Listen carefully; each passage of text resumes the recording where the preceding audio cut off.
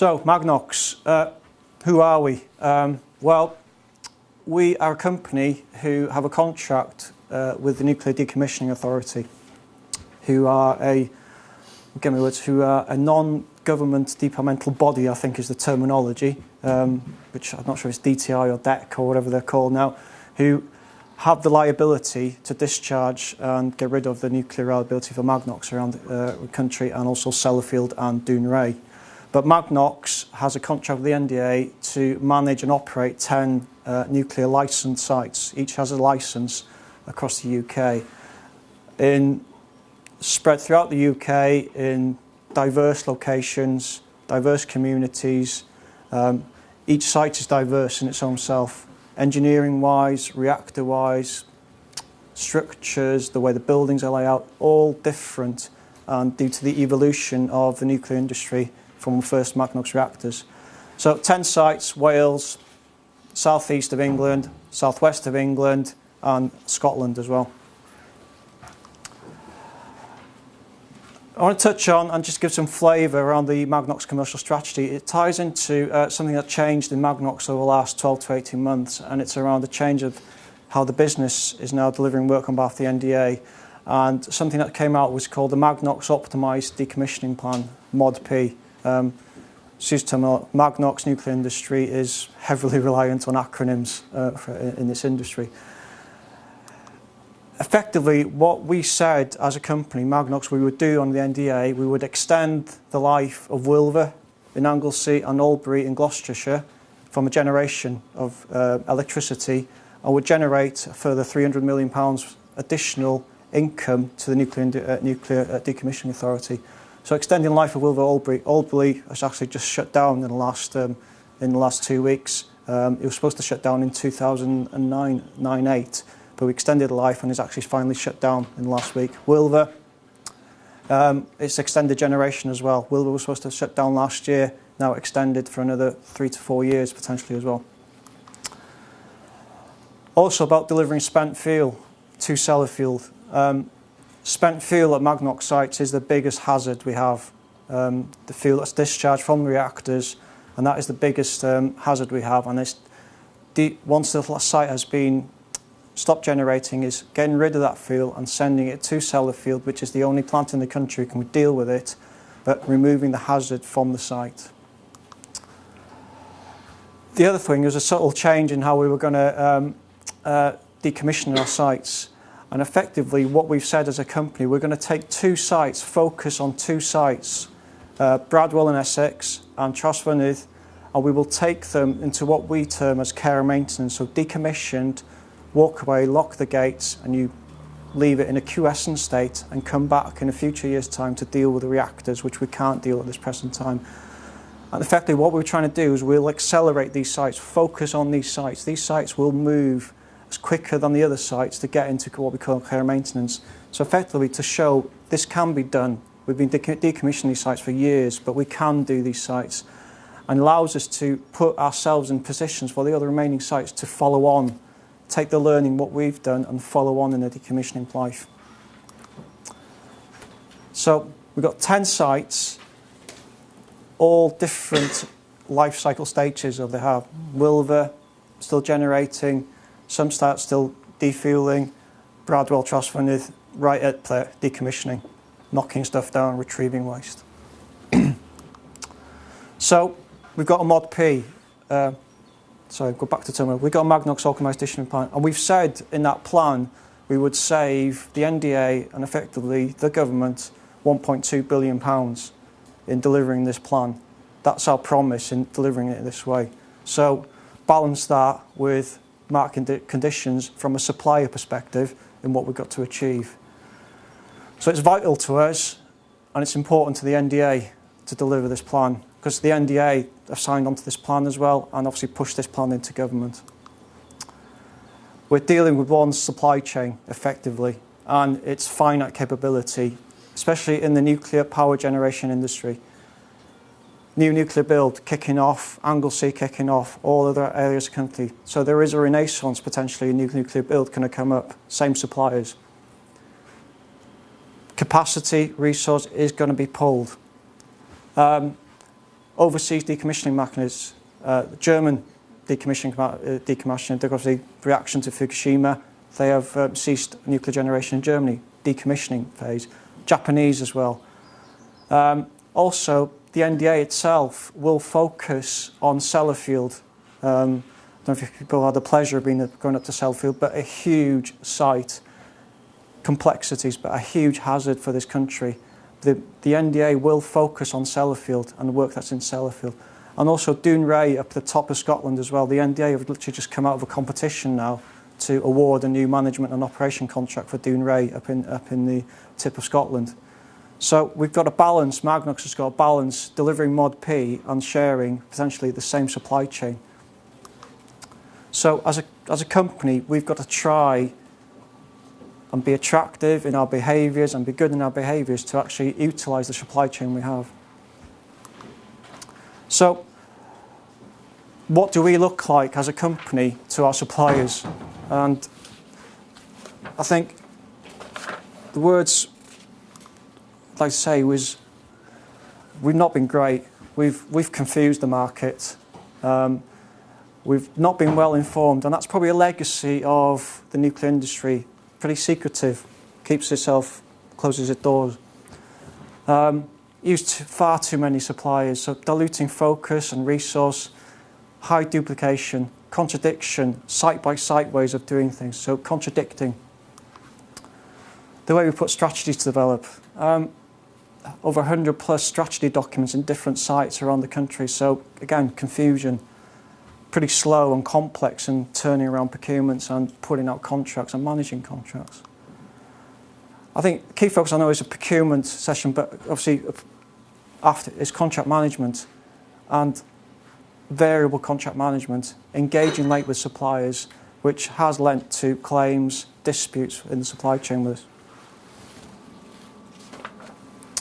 So you get asked the question, why is supply chain so important to us? And just gives you a flavour of where we are as a company. We sort of turn over around the 650 to 700 million pounds a year, and 50%, 60% of that is delivered through the supply chain. So they are key to us in successful delivery of our programmes of work. So we can't deliver without this. But how does the supply chain look to us? How's our work distributed in supply chain? If you look at that, that's how the spread of our distribution in the supply chain is. And we've got over 2,000 active suppliers in Magnox at the moment. The top 20, sort of 50%, it represents over 50% of our spend. I mean, only 49 of our suppliers have contracts more than £1 million.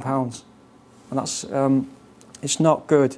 I mean, just a higher administration of those contracts, loss of economy, etc. And it's just a lot of suppliers to communicate and manage on a day-to-day basis. So 12 to 18 months ago, Magnox sort of started looking at it as, again, to support the optimised plan, what the commercial strategy was going to be for the company going forward. So it was about developing a single integrated procurement strategy across Magnox, and it was then delivery against programmes of work, so product lines of work, so retrieval of waste, knocking buildings down, etc. So programmes defined, dealing with asbestos, programmes of work around the sites. Again, collaboration with our supply chain, so it's about collaborating early on with our supply chain, and it's about safe delivery, touch on the end, it's about safe delivery on our sites and delivering the scope along for its life cycle as well. That's a key thing I'll try and touch on later. And again, touching back, we have the right people in the right place at the right time with our suppliers and ourselves as a company as well, the right skills and expertise we have as a company. So why this change? I mean, touched on before, Magnox as a company is changing. We are changing from an operating type company who's been generating electricity for donkey's years. We are moving into knocking stuff down, retrieving waste from different types of vaults. So as a company, we are changing as a company. So we also have to be more flexible in how we deal with programs of work and challenges we're going to have on programs of work with funding, having the resources in the right place at time. So we've got to move from an operational type, steady state of delivery of work. Just on management of structure, I mean, Magnox has predominantly been a very site-centric model. 10 sites doing its own thing, business units doing their own things, delivering work in their own way, placing contracts in their own way. So we're moving into more program type of work, program delivery, looking at cross sites, program looking at, so sharing, learning from one site, moving on to the next site. Again, trying to deal with markets and trying to become an employer of choice with our markets and deal with the flexibility and the challenges we're going to have as a market with funding, pressurised funding from the NDA diverting funding in to deal with the other hazards, Sellafield, Doon Ray, which will take more focus potentially in some areas than Magnox will. Just be more effective in how we're procuring, trying to be more sustainable. So buying it once and just using it more and more instead of buying it loads of times and moving on. Buy it once, use it. Again, it's about developing ourselves as a commercial function within Magnox, and it's about our skills, internal skills of expertise to place and procure work as well. So we as a company, and then to manage those contracts going forward. So the skill sets we need to have from an operational type phase where you're just buying. You're buying kits, you're buying stuff, to actually placing contracts, life cycle contracts for delivery of work and the management of those contracts. And just trying to be more collaborative in what we're doing, trying to get economies of scale across the whole NDA estate as well, which is called collaborative procurement. So procuring with Sellafield and Doon Ray for pieces of work, for business services, for potential other work as well. And just trying to deal with best practice, share best practice between the sites. I mean, each site has got its own wealth, tremendous wealth of best practice and the way they've done things, but it's about sharing those along programs of work. So, Magnox, from a commercial strategy to deliver the Mod P, is restructuring commercially how we do stuff. It's about delivering business and strategic frameworks along programs of work. So about optimising services and just collaboration with Sellafield and Doon Ray around business type services. For things like car hire, we have contracts for car hire, shared car hire frameworks for Sellafield, Doon Ray and Magnox. Rebalance, emphasis on procurement, so fewer transactions, I mentioned buying once, using it many times. Fewer contracts, trying to have longer relationships with suppliers.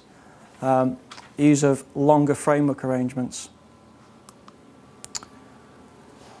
Also increased and touched on before on supplier communications. Focus on supplier relations communications is about engaging with suppliers early on. So it's not about traditionally Magnox, we know best, we know how to do stuff, we know how to empty vaults. It's about collaborating and getting our suppliers early involved, sharing the learning they have as international companies in some ways. We've been decommissioning in other industries and in other countries.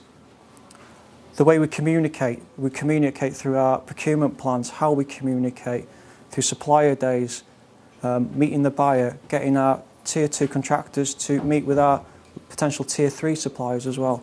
So facilitating those and being more open in our procurement planning and what we're going to be doing in the next couple of years.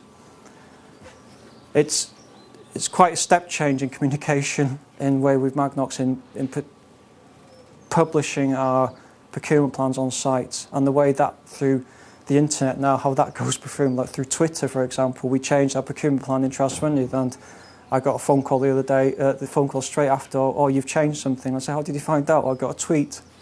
So it's changing, it's evolving. I mean, how we communicate with our suppliers and what we're communicating with as well.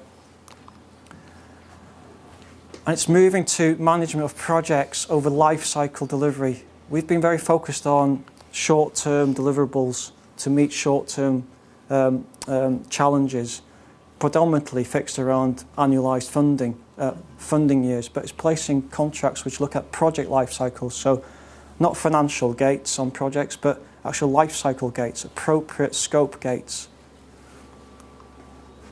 and just enable us to try and share and create opportunities for innovation.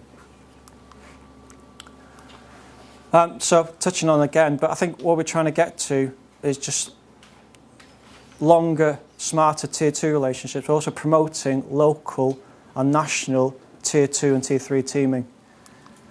So we're trying to get to from here, where we have been very transactional, very confused look, how we're managing contracts, all those lines we're trying to manage, and we're not set up to do that as a company, to move into a clearer way of managing our suppliers and also engaging with local suppliers and Tier 2 suppliers as well. So it's about rationalising, investing and strengthening instead of just trying to reduce and abandoning suppliers.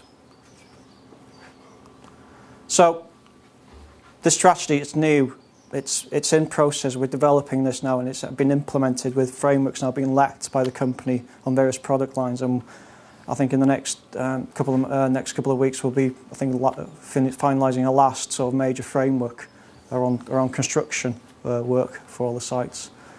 So what we're trying to get to, well, we're trying to sort of move the shift of that curve I was trying to get to sort of move it here towards the left. So increased use of strategic frameworks and delivery partners, increasing the use of local frameworks and SMEs, and close the links around our socio-economic plans as well. Each site has a socio-economic view, more prevalent here in the Rhondda, Gwynedd and Anglesey, but potentially not more prevalent down in Gloucestershire way because of different socio-economic balances down there. But also trying to sort of change the way we're engaging with the suppliers. I mean, if you look at all the suppliers that are down here, we're placing purchase orders through our systems, all these suppliers. Well, why? Administration of those, placing those. It's just different ways of procurement, using procurement cards, normal shopping, for a better word, but using procurement cards, what we're trying to achieve in Magnox. But I think trying to focus on a local perspective on Trosvynnydd. I'm trying to touch on I've called it a case study, and it's really a framework that we at Trosvynnydd put in 2006, and it was a precursor to the commercial strategy and sort of fed into the development of the commercial strategy for Magnox. So it gives you a flavour of what we were trying to do at Trosvynnydd from a local perspective, of recognising we were doing things wrong at Trosvynnydd. Sorry, not doing things wrong, we could do it a better way. I just want to touch on a thing we had in Trosvynnydd, which is called the Trosvynnydd Strategic Integrated Framework. Another acronym for you, apologies, TSIF. And effectively, it was set up to deal with one of our biggest hazards at Trosvynnydd, which was waste, called intermediate level waste, that was generated in the from the generation phase at Trosvynnydd, and there's various forms of it. So before that, I'd like to say a bit about Trosvynnydd if you don't know about it. Trosvynnydd, it's been a Trosvynnydd power station there since 1959, constructed in 59, and 5 years it took to build. So we've been decommissioning since 1995. It just shows you the complexities, and I think it's the thought that went into knocking these places up for taking them actually down. So construction 59 to 64. Operational phase, successful operational phase from 65 to 93, and then we stopped in 93 and we defueled in 2 years, which I think is still just about a record in Magnox for defueling a site in 2 years.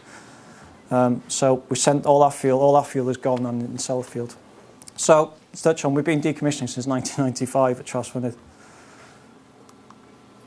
What we're trying to get to, I touched on the uniquenesses of sites. Each site is unique. Trosvynnydd is unique, is that it's the only inland. There is Chapel Cross in Scotland, but we are the inland site which sits in the national park and fed its cooling water for its turbines from the lake, Trosvynnydd Lake. So we're pretty unique and pretty condensed. 2 reactor buildings and a huge ponds complex for dealing with waste right smack in the middle there. So, and what we're trying to get to, well, we're actually going to try to get to this, which we call care and maintenance, which is what we term as safe stores. Is there a pointer on this? Yeah. Effectively, we're trying to take wastes from here, put into a store which is just constructed and will stay there for 40 odd years until the UK government decides where they're going to deposit or create a repository for nuclear wastes. And effectively, at some point, we're going to come back and sort of reclad and turn the 2 reactor buildings into what we term safe stores, which will be secure for the longer term. Because effectively, the hazard we cannot deal with at the moment is the core of the reactors, is the graphite of the reactors. There is no technology at the moment to deal with disposal of graphite. So effectively, we're going to leave it for 80 years and let nature take its course of radioactive decay. So we're trying to get to this. It has subtly changed for Trosvernith. I'll touch on that in a minute. So what are we doing at Trosvernith? I think we're a demolition site, for a better word. We're a waste clearance demolition site. We've got to remove, encapsulate and store the waste we've got on site. That relates to intermediate level waste, creating a store for that, preparing what I've termed as safe stores, and then it's demolition and landscaping to put it into a safe state for a number of years. So, wind the clock back, 2005, 2006, why did we change what we were doing procurement-wise at Trosvernith? Well, touched on before, Magnox thing, we were very traditional in what we were doing. We were self-performing the work in a lot of areas because we had the capability. Many contracts, very transactional in what we were doing. We weren't capturing any learning, to be honest with you, on these contracts. Supply chain was completely incentivised. We were placing fixed price contracts for emptying vaults that nobody had no idea what was in them. Lowest price tendering. We were getting into difficulties. And it did actually claim it in some claims and disputes at Trosvernith. We also took stock of what's happening construction-wise in the UK. I mean, safety record UK construction, and it's still not great. It's not great. Project performance, delivery over cost and over time as well. And prevalent in, I think it was the Latham, the Egan, and also the NAO, the National Audit, had a report on modernising construction as well, at the time as well, which was about over-delivery of cost and time. So we took all that in and said, well, there must be a better way of doing things, and sort of an improved way of doing things with the Trosvernith. And we were trying to build momentum in decommissioning. We were trying to sort of push on. We've been doing this since '95, and we wanted to push on in what we were trying to do. So what did we do? I mean, we've got a load of data, and companies have data. We looked at our data, and we just looked at what we needed to do to get ourselves into what we term capable maintenance, and focused around the value of the work and the risk, commercial risk around doing the work. And the biggest risks we had was around retrieving intermediate level waste, processing it, getting it out of vaults, and then demolishing the ponds areas. And then we had other projects, which was high value type works, recadling our safe stores, and other low value works, demolishing ancillary plants, sewage plants, pump houses we have. So effectively, we wanted to focus on this area, which is the high value, high commercial risk, and how we were actually procuring that and sort of managing those pieces of work in the supply chain. So what did we do? We looked at other industries, and the big industry we looked at was the water industry. With links we had with people in the water, we developed the water industry, and looking at the Welsh water industry and their asset management programmes. And how they'd been set to do that. And there was evidence, obviously, with collaboration, I'll touch on partnering, but collaborating with the supply chain on a longer term basis does give results. And putting incentive arrangements about long-term delivery, so it was about then incentivising the supplier and also meant to maintain skills and expertise to deliver for the long term at Trosvernith. And also deliver that strategic framework. And an integrated team as well, which I'll touch on. We also want to start looking at target cost, incentive models, sharing pain and risk on gain on projects, and move away from fixed price tendering, which is what we've been doing. So we looked at the service and we looked at what we needed. So we needed civil engineering, we needed mechanical and electrical, we needed expertise in radiological and decontamination techniques, and we wanted engineering, design, structural safety case work we needed those discrete services. So we looked at the water sector and we set about putting what we termed a strategic integrated framework for those services for delivering the high value, high risk work across commercial risk work. And effectively, it's about delivering this type of work, putting waste in boxes, drilling into vaults, scabbling, taking services for concrete off so we can reduce the radioactivity on them, taking robots, machines into vaults and actually putting those into packages which we can put into those. Physical hands-on type stuff, getting in there, characterising waste, seeing what we're dealing with, and also building new plant, so bog standard construction type works as well. So that's what we set up the framework to deal with. So for Trouse, big thing for Trouse, full OG. We went out, full OG process, and went through, selected the suppliers, and the big thing we did was we moved to utilising the NEC contract, and that was a first for Magnox. We'd always utilised bespoke contracts which were more focused on operational supply and repair of plant, etc., and we utilised those for those, but we sort of move away, utilise NEC contracts.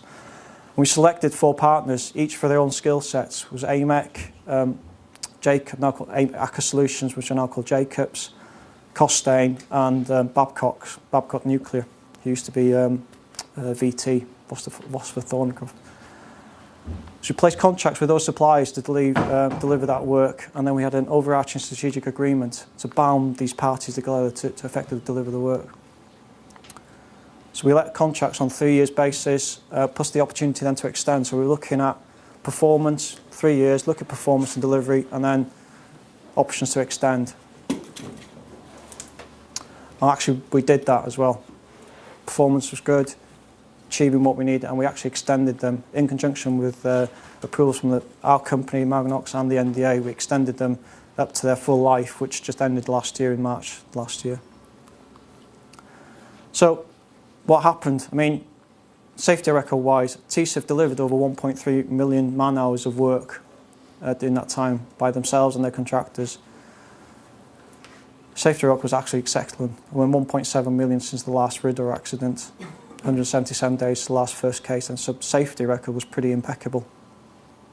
And ultimately, they were successful in Rosper Gold Awards as well, and were runners-up in the Construction Excellence Health and Safety category.